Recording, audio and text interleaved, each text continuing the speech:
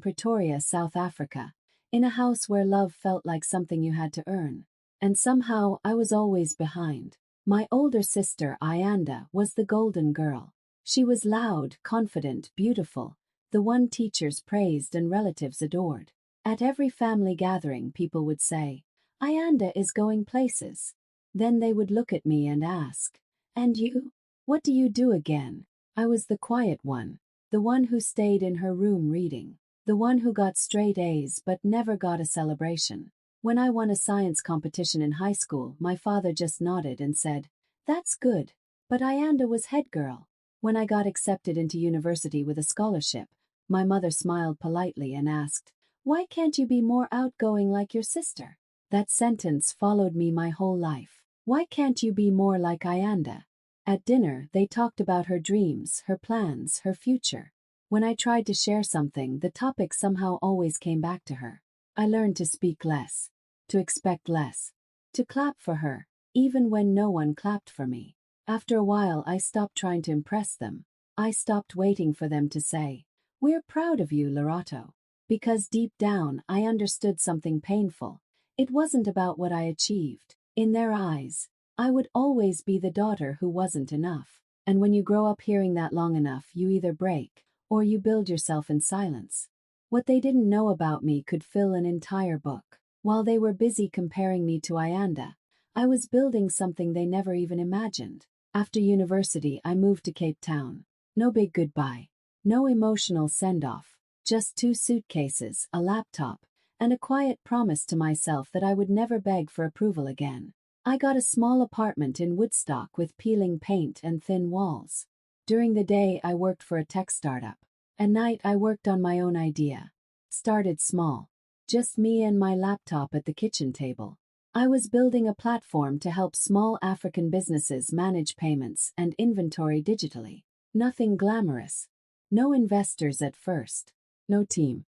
Just long nights, cold coffee, and Google searches at 2 a.m. about problems I had no one to ask for help. There were months I barely slept. Months I questioned everything.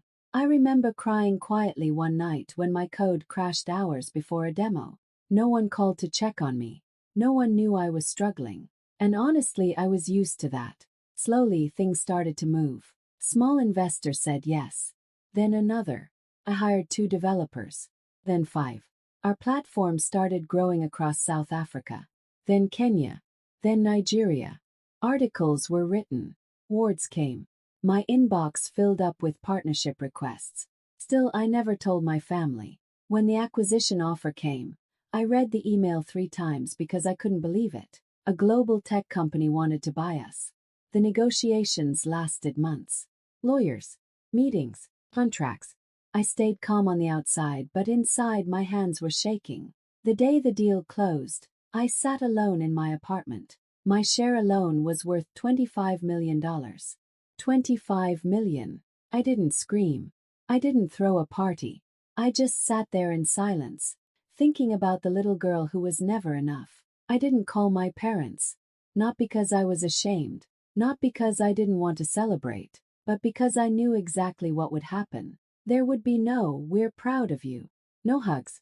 No tears of joy. There would only be one question. So what are you going to do for the family? So I kept it to myself. I let them continue believing I was just the quiet daughter working a normal job in Cape Town. I built my empire the same way I built my strength, quietly. Because some victories are too sacred to share with people who only see your value when there's money attached to it. Thanksgiving at my parents' house was always loud. Too much food. Too many opinions. Too many old memories sitting at the same table every year. I almost didn't go, but my mother insisted. "Family is everything," she said. Ironic. The dining table was full. Roast chicken, pumpkin, salads, wine glasses clinking. Ayanda sat at the center like always, telling a dramatic story before dessert was even served. "My boutique would have worked," she said, shaking her head. "The market just wasn't ready. I just need capital. Real capital this time." My mother reached over and squeezed her hand. "Of course, my baby. You're so talented. The right opportunity will come." My father nodded seriously. "If we had the money, we would invest again." I sat there quietly, cutting my food into small pieces, listening like I had done my whole life. Ayanda sighed loudly. Honestly, if I just had a few million rand, I'd turn everything around. People don't understand how hard it is to be an entrepreneur. I almost laughed at that, but I kept my face calm. Then it happened. My cousin Saifo, who had been scrolling on his phone half the night, suddenly looked up at me. Wait, Lorato, isn't that your company I saw online? Something about a big sale. I swear I read an article last month. My fork froze midair. The table went quiet. Not normal quiet. Heavy quiet. Ayanda frowned. What article? Saifo started tapping on his phone. Yeah, here. It says a Cape Town tech founder sold her company in a multi-million-dollar deal. Lorato Masiko. That's you, right? My mother slowly turned her head toward me. My father leaned forward. Ayanda's eyes narrowed. How much? My father asked. I felt every single pair of eyes on me. My aunt stopped chewing. My uncle put down his glass. Even the younger cousins went silent. It was just business, I said calmly. Saifo kept reading. It says the deal was worth, wait. His eyebrows shot up. $25 million. You could hear someone breathing across the table. Ayanda let out a small, shocked laugh. That can't be right. My mother whispered. Lorato, is this true? I looked around the table. For the first time in my life, they weren't looking past me. They were looking at me. Not with pride, not with love, but with calculation. And in that moment, I knew something had shifted. Not because they suddenly saw my worth, but because they finally saw my money. My father leaned forward slowly, his elbows on the table, his eyes locked on mine like I was suddenly a stranger. Is it true? He asked quietly. 25 million. The room felt smaller. The air felt heavier. Before I could even open my mouth, my mother spoke. God has blessed you, she said softly, but there was nothing soft about her tone. And when God blesses one child, it's so they can lift the family, especially their sister. There it was. Not congratulations. Not we're proud of you. Not even how did you do it. Just responsibility. Ayanda didn't look shocked anymore. She looked thoughtful, calculating. Then slowly she smiled. You know I deserve it more, she said lightly, like we were discussing dessert. I've always been the responsible one. I've always carried this family's image. I actually blinked. Responsible, I repeated. I shrugged. I'm the one who stayed close to home. I'm the one who helped Mom with events. I'm the one everyone knows. You left. You disappeared to Cape Town. My father nodded. Your sister has always put family first. I felt something cold settle in my chest. I built a company from nothing, I said calmly. I worked for years. And we're proud, my mother interrupted quickly. Of course we are. But success means nothing if you don't share it. Ayanda leaned back in her chair, crossing her arms. My boutique only failed because I didn't have enough support. With real capital, I could build something bigger than what you did. The confidence in her voice was almost impressive. How much do you need? My father asked her like I wasn't even sitting there. She didn't hesitate. If she made $25 million, 10 million is fair. 10 million. They said it so easily, like they were asking to borrow sugar. My aunt chimed in softly. It's your sister. Blood is blood. My mother looked at me with disappointment already forming on her face. Don't be selfish, Lorato. Money changes people. I almost laughed at that. Money didn't change me. It revealed them. You're not even married, Ayanda added casually. You don't have children. What do you need that much money for? There it was again. My life measured by what I didn't have. My worth reduced to relationship status and motherhood. So I owe you? I asked quietly. Ayanda tilted her head. It's not about owing. It's about fairness. Fairness. All those years of being compared. All those years of being ignored. All those years of hearing, why can't you be more like Ayanda? And now suddenly I was the answer to her problems. My father's voice became firmer. Family supports family. That's how we raised you. No, I thought. That's how you raised her. I looked around the table, every face waiting, not to celebrate me, but to claim me. In that moment, I understood something clearly. They didn't see my success as something I earned. They saw it as something they were entitled to. And for the first time in my life, I didn't feel small, felt awake. Once the number was out in the open, it was like something switched in them. $25 million. They kept repeating it under their breath like it was a winning lottery ticket they had somehow misplaced. My uncle pulled out his phone calculator. Not even joking. Okay, he said, tapping the screen. If it's 25 million, giving Ayanda 10 is not even half. That still leaves you with 15. 15. Like it was pocket change. My aunt nodded. Exactly. And after tax, what is it really? You'll still be rich. Still be rich. No one said, "We're proud of you." No one asked how I built it. No one asked how many nights I cried or how many times I almost gave up. They were dividing it like I wasn't even sitting there. My father cleared his throat. 10 million is reasonable. Your sister just needs a strong start. Ayanda leaned forward, her voice calm, almost sweet. It's not like I'm asking for everything. I just need a fair chance. Fair chance. I looked at her, really looked at her. This was the same sister who used to roll her eyes when I studied too much. The same one who laughed when I said I wanted to work in tech. The same one who told relatives I was antisocial. Now she wanted my fairness. You're not even married, she added, shrugging. You don't have kids. What do you honestly need that much money for? The table went quiet again, but this time not shocked. This time they were waiting for my answer. What do I need it for? I wanted to say. For the nights I skipped meals to save money. For the rent I struggled to pay in Cape Town. For the anxiety attacks before investor meetings. For the years of being told I wasn't enough. But instead I just stared at them. My mother sighed dramatically.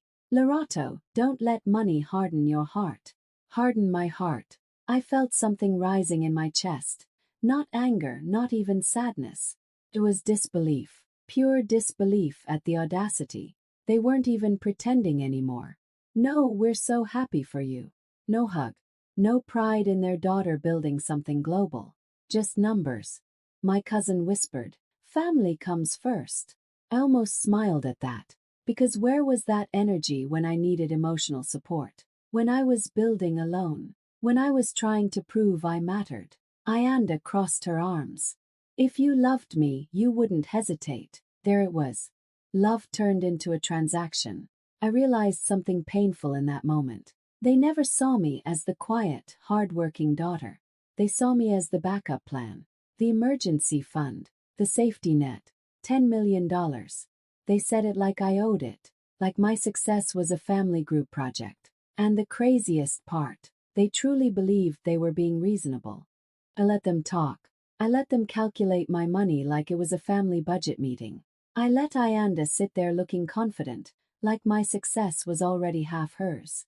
Then I took a slow breath. You're right, I said calmly. Family supports family. They all nodded quickly, relieved, thinking I had finally come to my senses.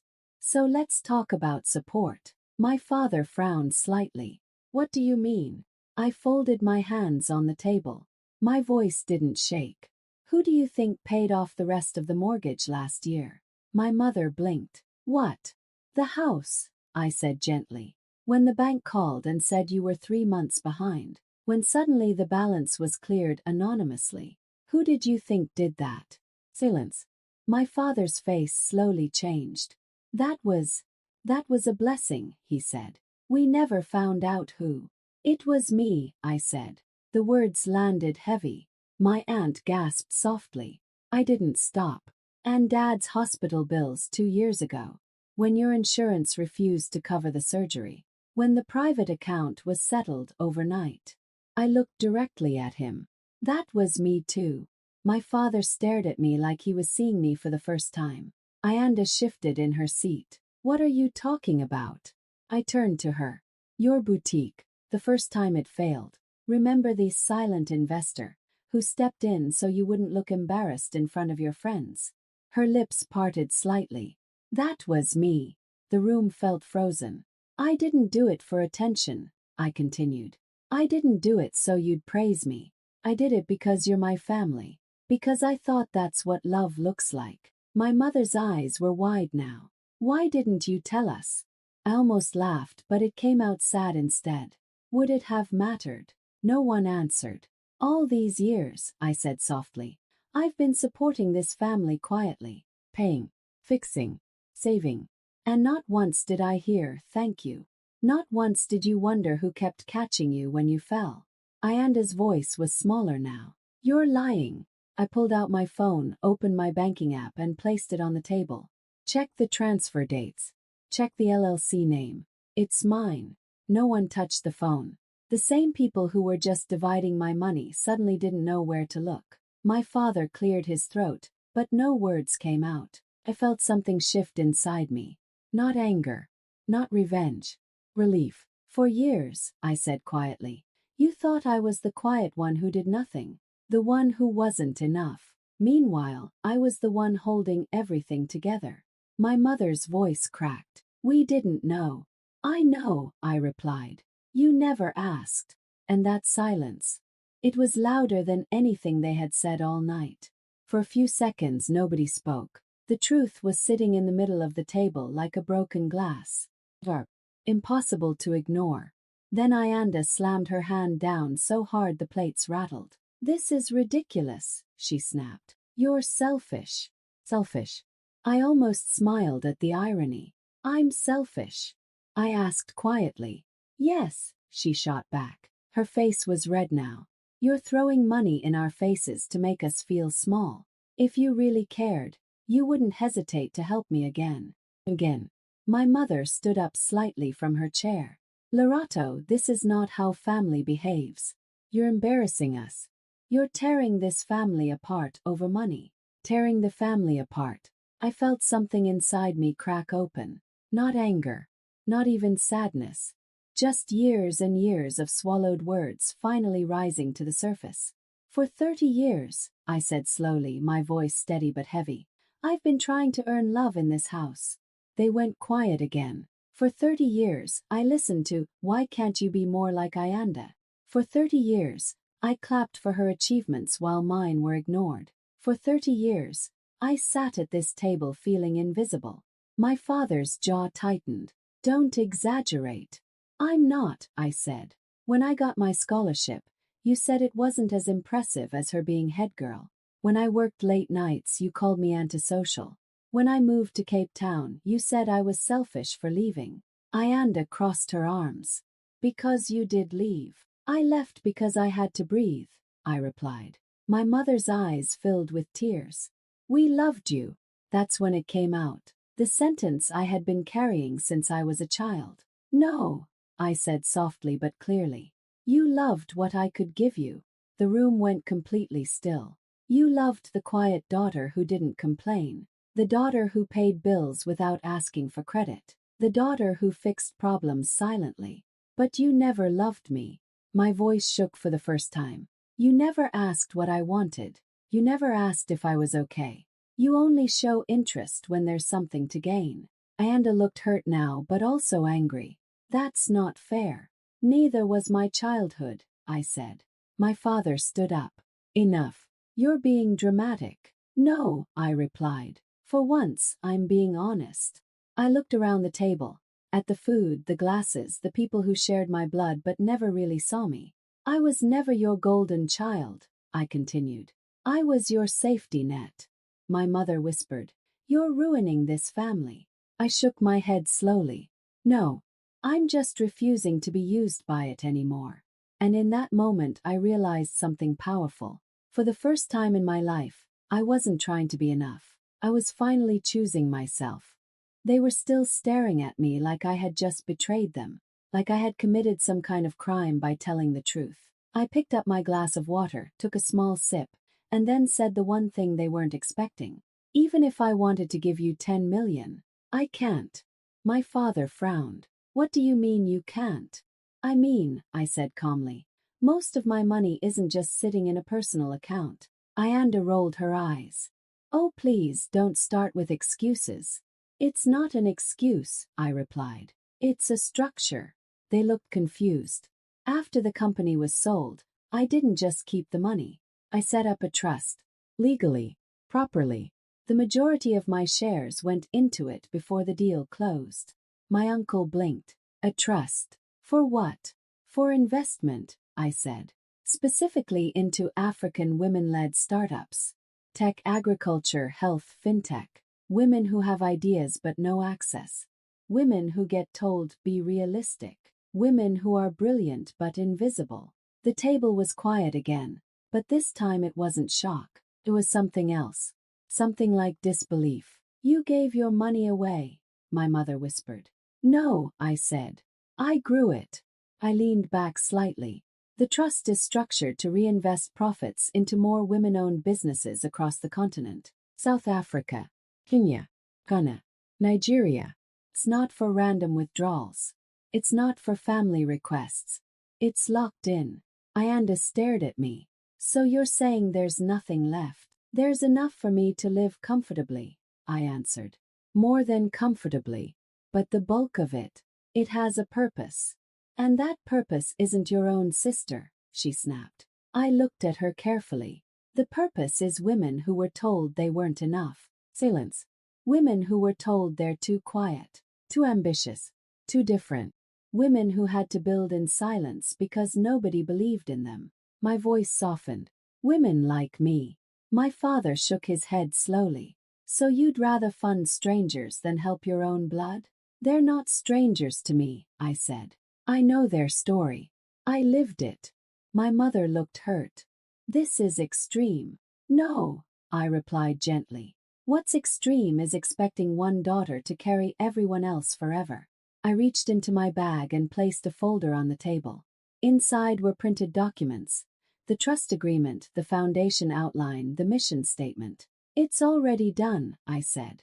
Signed, filed, registered. Ayanda's voice was smaller now. You planned this. Yes, I said. I planned my freedom. Up slowly. For once in my life, my success isn't about proving something to this family. It's about making sure another girl doesn't sit at a table like this and feel small. And for the first time that